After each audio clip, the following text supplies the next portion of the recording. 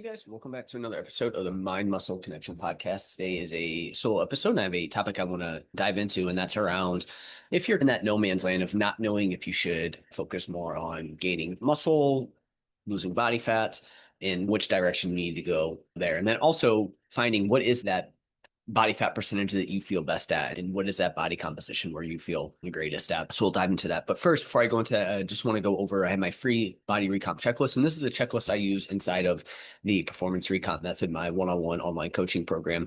And in this checklist, I go over the two types of body recomp, why it's important to focus on body composition over just scale weight, and then the 10 things you need for body recomp and to alter your body composition. Grab that. It's completely free, and it is in the show notes. All right, with that out of the way, I want to talk about if you are not sure if you should cut or build right now. Again, you're more in that middle zone, right? This is what I call the dealer's choice phase. You're not necessarily in a bad spot in terms of your body composition. It's, again, you're overall in a decent spot, but things can continue to improve. And so it's okay, which direction do I take this? Because again, I see a lot of people get tripped up here, and the worst thing that you can do is stay stuck spinning your wheels, right? Like you're indecisive of what to do. So it's like you're in a fat loss phase, but you're not really. You're gaining, or you're in a build, but you're not. So things can get a little cloudy here. Or we just misapply what we need to do. So in this specific example, it could be, oh, so-and-so said that I need to get out of it. I shouldn't try and lose body fat. And so you're in an okay spot, but you're like, now I want to build muscle, so I need to gain weight. So you gain a bunch of weight, and then now you add a lot of body fat, and we're spinning our wheels here, right?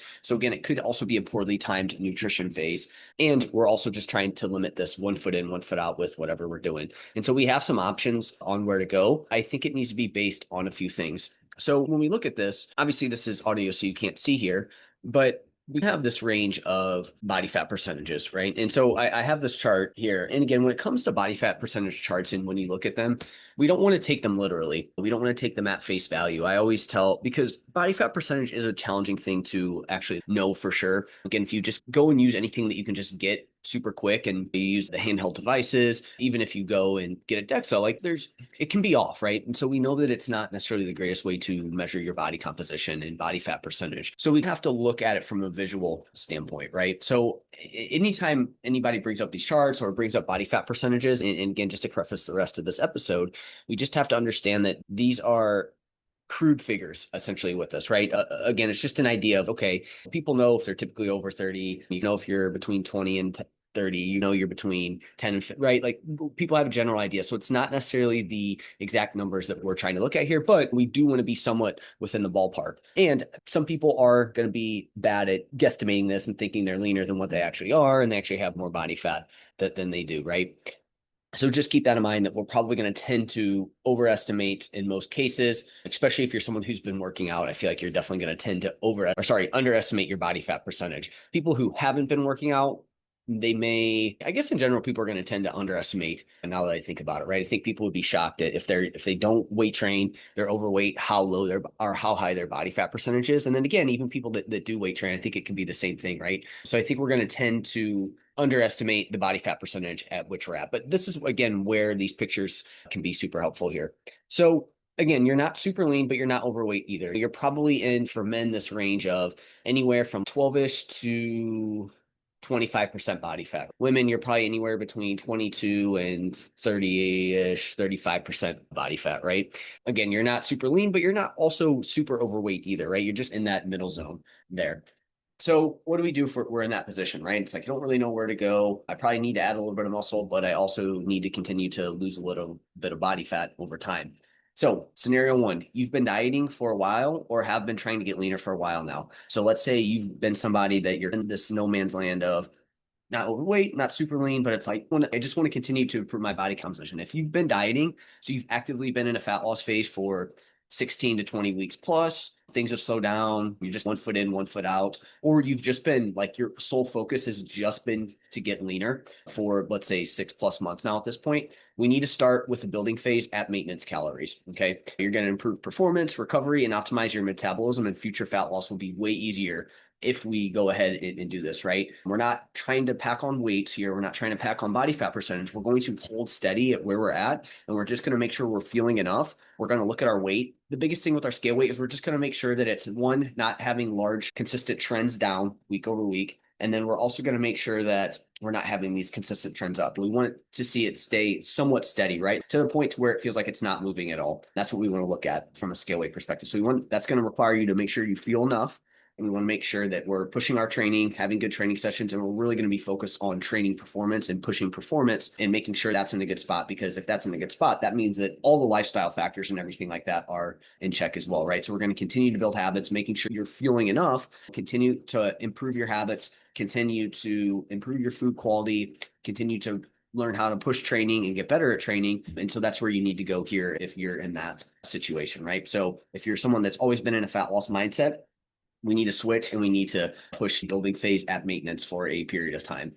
If you've been eating more freely or you haven't decreased body weight / it's increased a bit, I think a fat loss recomp might be a solid first step, right? But even then, you still would start at, say, 3 to 6 weeks at maintenance to set the stage for effective, efficient fat loss. So no matter what, when I work with clients, my main goal is to get them to eat enough, but not too much, but can work on improving their inputs. Because to me, that's ultimately the most important thing that we need to do is improve your inputs. So in this situation, let's say that you've been eating more freely, you haven't really decreased body weight recently in, say, 6+ months. And maybe it's even gone up a little bit in the last 6+ months. Right? This is where I do think we can lean towards going into a fat loss recomp where we get you into a deficit and start seeing things trend out. But in order to do that, we need to have this pre-prep phase where we're working on habits more so than trying to push weight loss.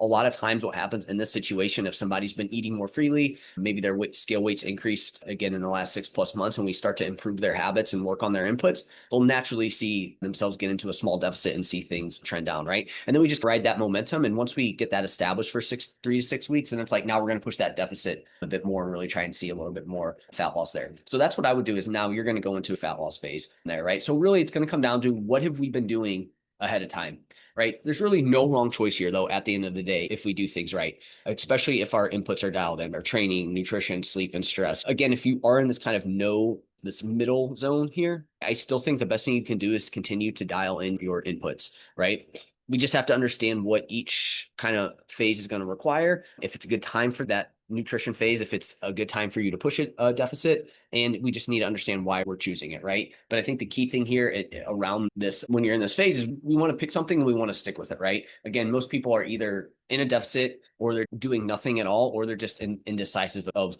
which route to go, and or they push weight gain when they don't necessarily need to. And again, this is why they stay stuck. But again, keep this in mind. Being at maintenance calories plus dialed in inputs is going to equal progress. So again, you may not be making huge body comp changes week over week. You're still going to be doing things under the hood that set you up now and later for more effective and efficient body comp change. So again, that's why I always come back to no matter what, if we can make sure we're eating around our maintenance calories, so we're fueling enough, not too much, and we dial in our inputs, our diet quality, macros, our training, lifestyle factors, you're going to see progress, even if it's not necessarily you are getting leaner week over week. You're going to see some progress that's going to set you up later on, right?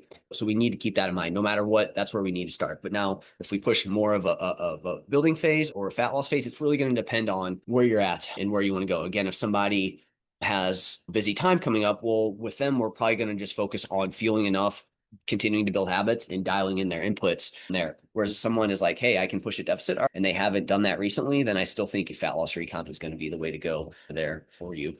So again, this is what I do within coaching, right? I think a lot of times people, they overlook these things and they ask, hey, should they try and push a deficit or a build, or they try and gain weight when it's not what they need at that moment, right? We need to choose the right phase based on your current habits and lifestyle. So again, if that's not dialed in, like to me, it doesn't really matter if we push a deficit or which route we go. We need to dial in your inputs first. We also need to focus on your body composition. So where is your body comp at, right? As I said, you're in that middle zone, so you have some flexibility here, but your current body composition is going to be key in terms of which direction we go. Your training and diet history are going to be key, right? In terms of figuring out what route we're going to go. As I said, one of the choices we had to ask, or one of the questions we had to ask was, have you been trying to diet recently or have you not been? That's going to be super important because that's going to tell us the state that your body's in and what's going to be effective.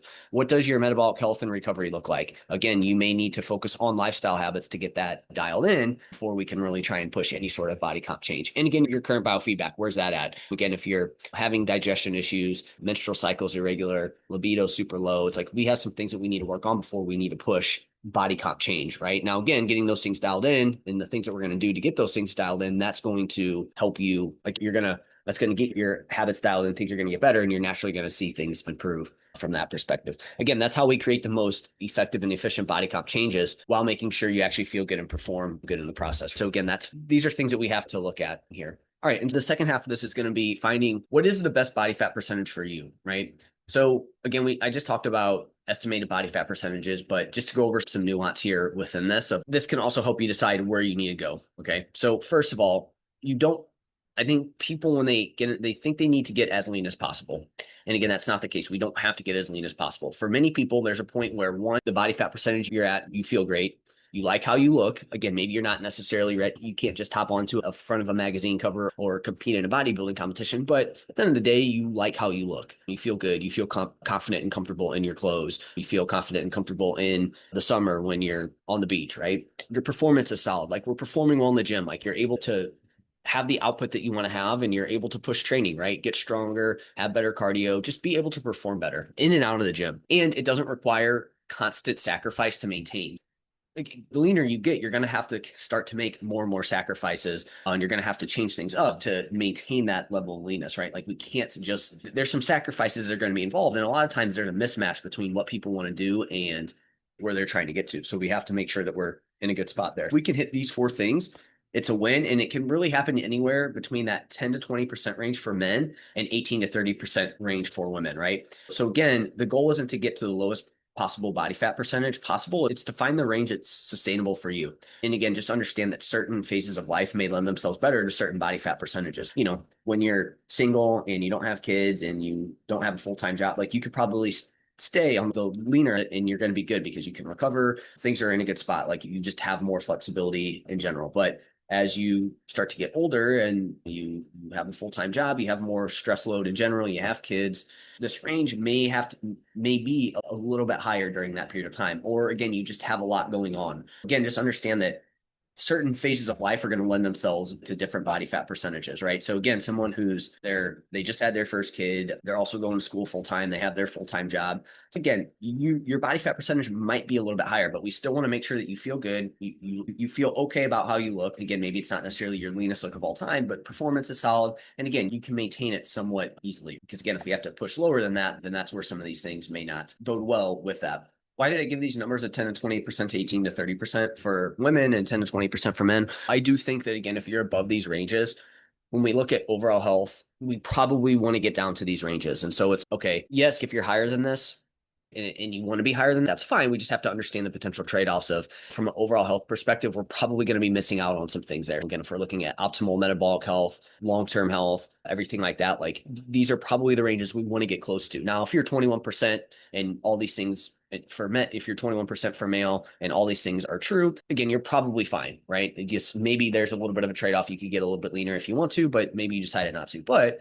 again, if you're 30% body fat as a male, there's probably a lot of things that are going on, right? You're probably not going to feel great. You're probably not going to really necessarily be thrilled about your look. Maybe not. Again, I think that's ultimately up to the person. Obviously, you don't have to make any sacrifices to maintain that, right? But again, like, those things are probably not all in that are not there, right? For women, again, if you're above 30%, again, this isn't across the board, so don't take this as low numbers, but again, you probably don't feel great. You're probably not super thrilled with your look. Also, even performance may be impacted when you're a bit higher, right? And then again, from a menstrual cycle standpoint, we're probably not going to be in the greatest spot from having a regular menstrual cycle as we're at these higher and higher body fat levels. Again, we need to have enough body fat, but too much. And then again, too little can also be an issue, right? So if you're under 10% for men, you're probably not going to feel great in that process. You may like how you look a little bit better, but again, your performance probably isn't great, but then also, again, you like how you look, but you don't necessarily feel the greatest. And then same thing for women. If we start to go under 18%, this is where you may like how you look, maybe you don't. Some people don't really like that super lean look, but you're not going to feel great. And now certain things, again, your menstrual cycle's going to start to be in a bad position. And again, for men, let's go back to, like, from a hormonal perspective, under 10%, you're probably going to start to see decreases in testosterone. You're probably going to start to see decreases in libido. When you're above 20%, you may start to see those issues start to arise again. I think, again, as we push higher and higher, that's where it's going to start to be more of an issue. So that's why, again, I fall in that 10 to 20% range. And then for women, again, that 18 to 30%. Okay, cool. So we know the range that we're at here with things, right? Again, generally speaking, that's where people are going to feel best. They're going to look their best. But if you want to get leaner and you want to have a leaner look, you're going to have to push it lower on those ranges, right? So again, if say you get to the 20-ish% range, the 30-ish% range for women, But I want to be leaner though. But Jeff said that I can be in this range. Again, if you want to get leaner and you're at that point, then you're obviously going to have to go lower in body fat percentage, right? So to look visibly lean, most are going to need to hit the lower end of the ranges, right? So for men, we're looking at obviously 10 to 15%, but probably in that 8 to 12% range there. For women, again, 18 to 25%, but probably closer to that 15 to 22% range there with that, right? So if we want to continue to get leaner, we do have to drop down our body weight, right? Our body fat percentage there. Getting there and staying under these ranges can come with some trade-offs. So obviously more sacrifice and discomfort to get there and probably to maintain it. Less room for food flexibility to get there and to stay there. It's going to be harder to build a muscle in a deficit at this point when you're at the, for men and for women, say you're at the higher end of these ranges, 15 to 20% for men, 25 to 30% for women. We could probably be in a small deficit and still build some muscle in that process. But obviously, as we get leaner and we fall lower on these ranges, it's more about maintaining what we have. You're going to have more hunger, potential performance dips, and there's going to be some fatigue as we drop down in body fat percentage. And again, we're going to have lower libido, potentially lower recovery, and possibly lower hormone production or function at that point. So again, at some point, you'll need to get back to maintenance to feel and perform your best again. But again, if we want to get leaner, we'll have to be at the lower end of these ranges there. And that's like the next level of things, essentially. But also keep this in mind, the body fat percentage you feel best at is personal. So genetics, lifestyle, and training, dieting experience, and previous body fat percentage are all going to affect where you feel best.